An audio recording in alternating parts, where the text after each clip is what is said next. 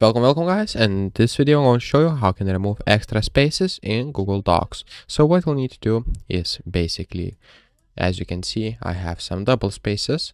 So just to remove that, what we'll need to do is go right here to edit. So I will zoom out, you will see everything.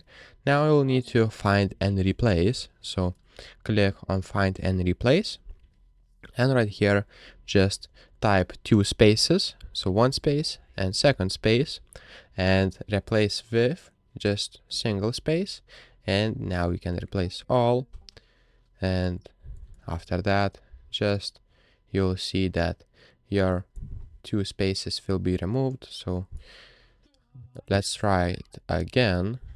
So two spaces, as you can see, like this.